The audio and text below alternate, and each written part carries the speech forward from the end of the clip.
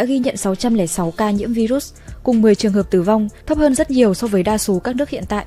Nhưng với việc mật độ dân số quá cao, 1,3 tỷ dân cùng hệ thống y tế không đủ mạnh, chỉ vậy thôi cũng đủ để Thủ tướng Chính phủ, ông Narendra Modi ban hành lệnh phong tỏa toàn quốc kéo dài 21 ngày, bắt đầu vào hôm 25 tháng 3 vừa qua.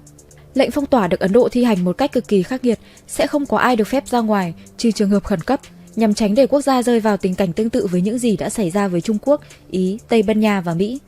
Để cứu lấy Ấn Độ, cứu lấy toàn thể người dân, cứu lấy bạn và gia đình, thì mọi con đường, mọi khu vực sẽ bị phong tỏa, ông Modi thông báo trên sóng truyền hình quốc gia. Ngay trong ngày đầu tiên, đường phố tại Mumbai, một trong những trung tâm kinh tế vốn cực kỳ đông đúc của Ấn Độ, đã trở nên vắng lặng. Cửa hiệu đóng cửa, tàu điện không ai đi, sân bay bị phong tỏa và các nhà máy thì ngưng hoạt động. Để thực thi mệnh lệnh một cách thật quyết liệt, các sĩ quan cảnh sát đã thực hiện các đợt truy quét ngoài đường phố và đường cao tốc. Họ chặn người đi đường, yêu cầu trình bày lý do di chuyển, và hình phạt dành cho các lý do không chính đáng thì chẳng phải tiền. Theo Reuters đưa tin, cảnh sát Ấn Độ sẽ có nhiều biện pháp khác để trừng phạt người bất tuân như lấy roi quất, bắt chống đẩy, tập thể dục giữa phố hoặc phải đeo lên mình tấm bảng "Tôi là bạn của virus corona".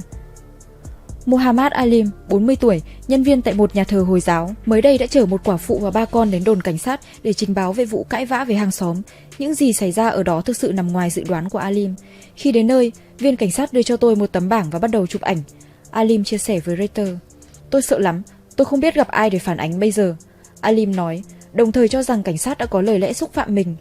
Sở cảnh sát tại thành phố Meerut sau đó đã đăng tải tấm ảnh của Alim trên Twitter. Trong tấm ảnh, anh đang cầm tấm bảng với dòng chữ "Tôi là bạn của virus corona" kèm theo dòng tiêu đề "Một số người không quan tâm đến an toàn của xã hội". Cùng với Alim còn có 9 bức ảnh tương tự với các nội dung như "Tôi không tin vào luật pháp" hoặc "Tôi không quan tâm đến gia đình và xã hội". Trả lời phỏng vấn với Reuters, người đại diện Sở Cảnh sát Meerut, Akhilesh Narayansai cho biết chỉ những người không làm theo lệnh, không chịu quay trở về nhà là bị chụp ảnh. Ông chia sẻ còn 22 trường hợp vi phạm lệnh phong tỏa nữa đã được ghi nhận. Tuy nhiên, khi được hỏi về trường hợp của Alim, Sai gác máy và không có bình luận gì thêm. Tại nhiều nơi khác cũng xuất hiện những hình ảnh và video cho thấy cảnh sát Ấn Độ đang thi hành lệnh phong tỏa một cách cực kỳ quyết liệt với các trường hợp vi phạm. Một số đài truyền hình địa phương và mạng xã hội chia sẻ cảnh người dân bị đánh bằng gậy baton tại bang Kerala phía nam Ấn Độ. Alok Barman, một người giúp việc cho các gia đình phía nam của Delhi cho biết, anh đã bị cảnh sát đánh khi di chuyển ra vùng ngoại ô của thành phố. Một số nhà tôi giúp việc đã trả tiền, nên tôi nghĩ tốt nhất là đi mua chút thức ăn cho gia đình. Nhưng cảnh sát lại đánh tôi, giờ tôi chẳng còn gì để ăn cả, Barman chia sẻ thêm. Tariqa Anwar, một người dân địa phương cho biết anh đang đi ra tiệm tạp hóa để mua sữa và rau thì cảnh sát chặn lại và yêu cầu phải trở về nhà.